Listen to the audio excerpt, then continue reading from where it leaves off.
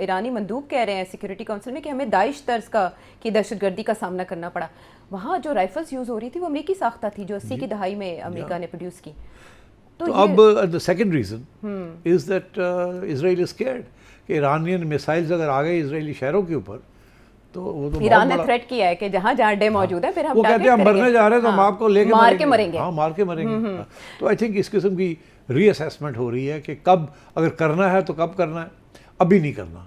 But एक तरफ से ये सारा कुछ है, दूसरी तरफ वो लोग हैं जो कह रहे हैं कि ये एक फॉल्स सेफ्टी आई वॉश है ये। आई वॉश यस, बट बेसिकली ये डिसेप्शन है। डिसेप्शन है, दिस इज अ डिसेप्शन। तो अटैक हो सकता है कि वो अभी भी तैयारी है पूरी, जब चाहे वो कर लेंगे और शायद करें, उससे पहले ये इंडिकेशन ये देना चाह रहे हैं कि नहीं हम नहीं करेंगे।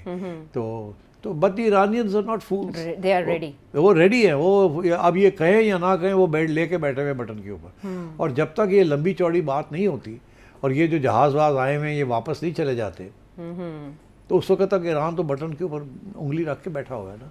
अच्छा, इसमें एक ये भी है कि अमेरिकी सदर की जानिब से जो बेड़े भेजे गए हैं, बहरी बेड़े, उनको तकरीबन पहुंचने में 1 हफ्ते का वक्त लगेगा। इसीलिए भी कहा जा रहा है कि वो तकरीबन 1 हफ्ते का वक्त बाय कर रहे हैं। लेकिन वो आप वाली बात की डिसेप्शन हो सकती है। सेठ साहब, आपने इसमें रशियन और चाइनीज़ एड का जिक्र किया कि उन्होंने कहीं ना कहीं हेल्प या सपोर्ट किया। स्टारलिंक को डाउन करने में तो आर्टिकल्स छप रहे हैं कि रशिया के टेक्नीशियंस इन्वॉल्व थे जिन्होंने स्टारलिंक को जैम किया। कहीं ना कहीं क्या पाकिस्तान का भी आपको फुटप्रिंट दिखाई देता है कि उसने कोशिश की हो हमला रोकने में? देखिए, पाकिस्तान के तो ओपन स्टेटमेंट्स है ना कि ये नहीं होनी चाहिए। हाँ, आलमी कवानीन की पासदारी होनी चाहिए। और सारे यही कह रहे हैं ना, मिडिल ईस्ट कंट्रीज यही कह रही हैं कि ये मत करें। इसके जो कॉन्सिक्वेंसेज हैं वो सारे मिडिल ईस्ट के अंदर होंगे और फिर हमारी रीजन में होंगे। ऑलरेडी ईरान का जो इशू है विज़ावी अमेरिका एंड इजराइल, वो इंडिया को तो ले भरा ना। चाबहार ऑयल, इंडिया नरेंद्र मोदी फारग हो गया बिकॉज वो अभी तक सो कॉल्ड न्यूट्रल लाइन ले रहा है। तो अभी तक तो जंग ही नहीं हुई। अभी तो पहली स्टेजेस ही हैं जिसके अंदर इंडिया मारा गया है, क्योंकि इंडिया जो है तजारत कर रहा है। और अब आखिरी अभी जो खबर आपने बताई है कि इंडिया की तरफ से अमेरिका ने कहा जी चाबहार को बंद करें। हाँ जी, 25% उन्होंने कहा टैरिफ जो ईरान के साथ मामलात करते हैं उन कंट्रीज पे लगेंगे फौरन। अब देखिए ना, ये देखिए, Chabahar is not just India Pakistan. हम तो ये समझते हैं चाबहार को इंडिया इसलिए सपोर्ट कर रहा था ताकि वो इंडिया अफगानिस्तान की तरफ उसको रास्ता मिल जाए और अफगानिस्तान को हमारे खिलाफ करे। मगर एक्चुअली जो रियल इशू है इंडिया, एक तो वो है कि ठीक है अफगानिस्तान तक हम इंडिया पहुंच जाए, वो तो इम्पोर्टेंट है उनके लिए, प्रॉक्सी वॉर के लिए। मगर उन्होंने आगे जाना है ना, सेंट्रल एशिया, रशिया, और उधर चाइना के साथ लिंक अप होती है वो सिल्क रूट। चाइना के तो सारे वो जो बना रहे हैं पाकिस्तान को भी बाईपास कर रहे हैं, ऊपर से जा रहे हैं वो। रेल लिंक, रोड लिंक्स बन रहे हैं ऊपर। तो इंडिया तो अपनी तजारत के लिए भी ये करना चाह रहा था, पॉलिटिकल एंड इकोनॉमिक। तो अब अमेरिका ने कहा कि इसकी तो हेल्प हो जाएगी, रशिया की हेल्प हो जाएगी। अच्छा, और आप ईरान की हेल्प कर रहे हैं by giving them money. India ने कोई $150 मिलियन ऑलरेडी खर्च कर दिए। आज मैंने सुना कांग्रेस के अंदर शोर पड़ गया वहाँ जी, ऐसे ही है ना।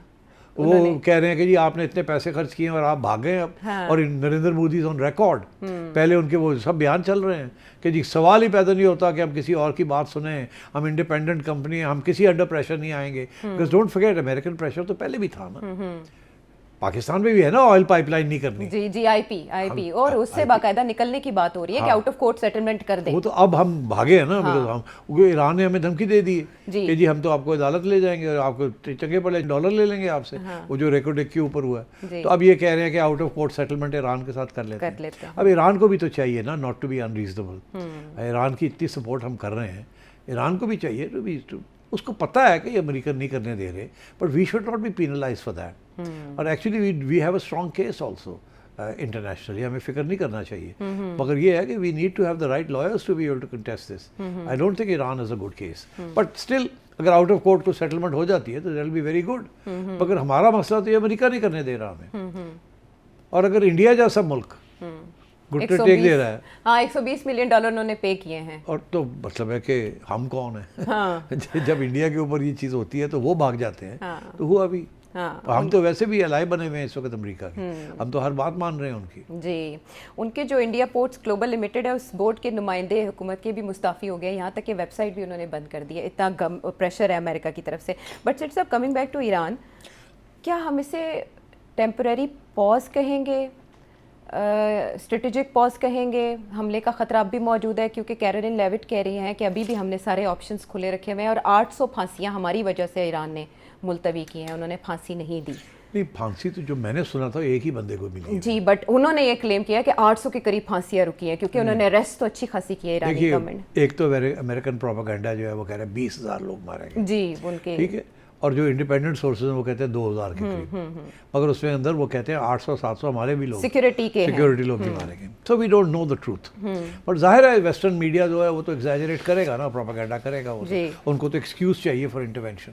अच्छा, मगर अब ये है कि मेरा ख्याल है ये पॉज है, जैसे संदूर पॉज पे नहीं है, हाँ, साल हो गया पॉज हो यार 6 महीने तो वही गए मई विच होएगा, मई च होया सी ना, तो मतलब है जनवरी चल रहे हैं, तो ये भी कोई लंबा पॉज ना हो जाए, पहली बात ये है। मगर वो ऑप्शन ये रखेंगे, पहले दिन से इन्होंने ऑप्शन रखी हुई है, प्रेशर ऑन ईरान, इसीलिए उनका न्यूक्लियर प्रोग्राम को हॉल्ट कर दिया।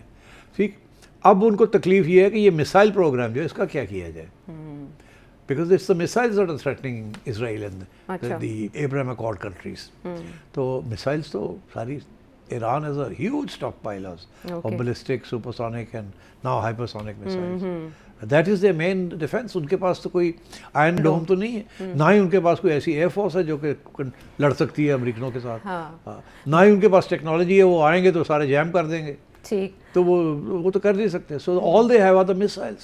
But behind the scene China और रशिया की जैसे आपने बात की, अभी रशियन ऑफिशियल्स की तरफ से ये बयान आ रहा है कि इसराइल और ईरान के दरमियान वो मुसालहत की कोशिश कर रहे हैं। क्या रशिया की ऐसी कोई कोशिश कामयाब होगी पारा नीचे लाने में, इसराइल और ईरान के दरमियान मामला सेटल हो? आई don't think so. I think वो तो नहीं होगा, but what is certainly possible is that जैसे बाकी दुनिया अमेरिकन प्रेशर में ईरान के साथ तजारत कम करेगी टू अवॉइड द टैरिफ, जी 25%, उससे कहना जो तजारत भी करेगा उसको भी उड़ा देंगे, उसमें हम भी आ जाते हैं, हम भी छोटी मोटी तजारत करते हैं, असी तो बंद कर देंगे, ऐसे नहीं अफोर्ड कर सकते, हमने अफगानिस्तान के साथ बंद कर दिया, ईरान के साथ भी बंद कर देंगे, मगर India is looking for export markets ना, उनका तो economy is a very buoyant economy, तो अब इंडिया अगर पीछे हट जाएगा तो फिर रह क्या गया पीछे, तो सिर्फ चाइना रशिया हैं जो कि will continue to work with Iran, और एक तरफ और दूसरी तरफ ब्रिक्स विल बिकम स्ट्रॉन्गर।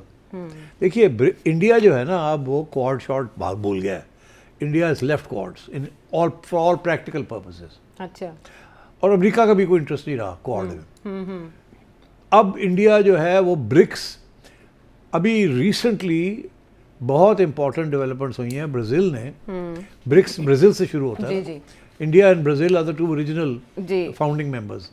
तो ब्राज़ील ने ऑलरेडी अपने जो फाइनेंशियल ट्रांजैक्शंस हैं वो डॉलर से अनाउंस किया हम हट रहे हैं, हम युआन में या रूबल में करेंगे या अपनी करेंसीज में करेंगे। सो अगर ये होना शुरू हो गया तो 50% of the world is ready to go outside of the dollar.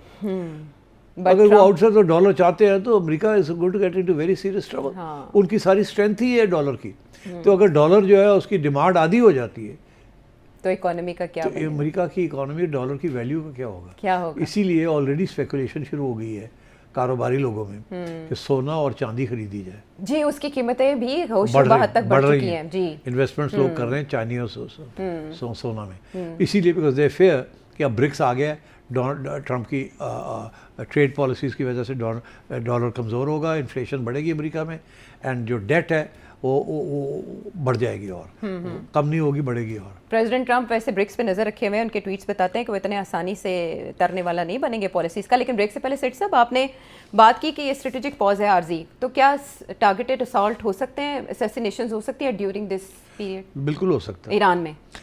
Targeted attacks can continue, और ये ख़त्म नहीं हुई हैं, दे कैन कंटिन्यू, मगर क्या boom boom that may not happen for the time being. On the other hand अगर ये डिसेप्शन है तो फिर कोई ना कोई फॉल्स फ्लैग करके फिर कुछ हो जाएगा, कोई इसराइल की डिपेंड करता है, ये सारा कुछ इसराइल चला रहा है। अमेरिका कब उससे रोकना है, कब, अभी भी पहले भी इसराइल का प्रेशर था करो करो करो, अब इसराइल ने कहा नहीं अभी ठहर जाए, हम तैयार नहीं है, ठीक है ना। जब पता चला कि ईरान ने ये करना है तो अब ये इसराइल पे डिपेंड करता है how Israel will react to it. खबरें तो ये शुरू हो गई थी कि नेतन्याहू ने अपना जहाज़ तैयार कर लिया कि अगर ईरानियन मिसाइल्स आनी शुरू हो गए तो मैं कहाँ जाऊँगा, तो निकल के कहीं और साइप्रस भागने की सोच रहा था। तो इस किस्म की वहाँ देखिए रूमर मंगरिंग है ना, ये कमज़ोरी शो करती है, फिर खौफ शो करती है ना। तो I think this is way we are right now.